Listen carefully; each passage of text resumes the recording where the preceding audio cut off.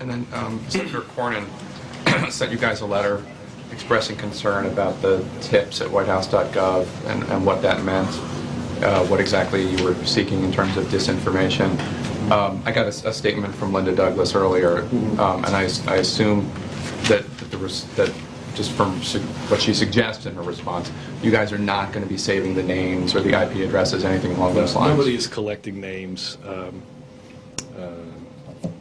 This was, we have seen, and as I've discussed from this podium, a lot of misinformation around health care reform.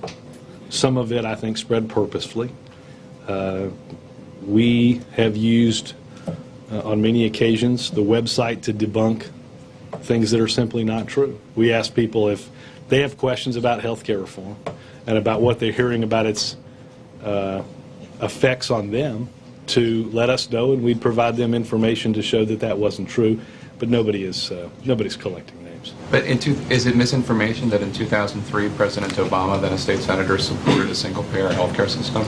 I think, again, if you look at the statements that have been put up on other internet sites that splice a bunch of stuff together, and I think if you look at the answers that State Senator, U.S. Senator, and President Barack Obama have given on that, I think we hope to provide people with a full and accurate picture, not something that only the words opponents might want to see. Yes, sir. To say whether or not the president would raise taxes on the middle class in his first term. Her initial reaction was, "Can I go now?" Then she said, well, the first priority is to lower costs on government through health care. But at no point did she say the president would not raise taxes on the middle class in the first term. This would now be the third economic advisor of the president who, given the opportunity to say declaratively that would not happen, has not. Do I count as an economic advisor? Sir, you can. So I'm asking you to help us understand I don't tell have the American anything. people why the three people who are in every meeting with the president every day on the future of his economic policy would, after 3 times given the opportunity to say it's not going to happen, punt all 3 times. Major, in fairness to her and to me, I will be happy to take a look at the transcript. No, I'm not questioning the veracity of Major. I do appreciate the ability to at least look at what the good doctor said. I'm going to give you the same answer that I gave you on Monday, which is the president's answer. And what would account for this, what appears to be a repetitive disconnect between the president and his economic advisors, who meet with him every day on these topics? And I'll have a better answer to that when I get a chance to look at what she said. Following up on what Jake asked about the Fishy emails, would it be more likely to assume, Robert, that the White House would be curious about people who would be emailing them about things that they consider either disingenuous or inaccurate in order to keep in touch with them as a part of an ongoing dialogue about their support for the White House efforts on health care, meaning you're not looking for people who are saying things that are not accurate, but you're looking for ways to always expand the number of folks who email you, or Organizing for America as a political tool to keep in touch with them? Well, let's hold on. I'm not entirely sure what the question was, but let me put down some fence posts in the speech. OFA and the White House website, as you well know, are not in any way connected. Point number 1. Point number 2, I think I was, as Jake vouched for the veracity of your statement, I think he will equally vouch for the veracity of mine in saying that I was pretty clear that we're not collecting names from those emails. Yeah, I heard. I like the fact that that Jake is the arbiter here of. What I'm trying to figure out is, why ask for them then? I mean, what's the goal here? Well, Major, as I said to you before, as I said to Jake before, and the staff that you have assembled here is obviously very capable of detecting all sorts of conversations in America about all sorts of issues and responding and you'd be surprised, Major, we get stuff about what's said on Fox News all the time. I wouldn't be surprised. I just don't understand what the particular goal is. The particular goal is to email the White House about things about this particular issue. Well, it's to get misinformation and to clarify for everybody what the misinformation is. I hope that's not new. It doesn't certainly seem to be.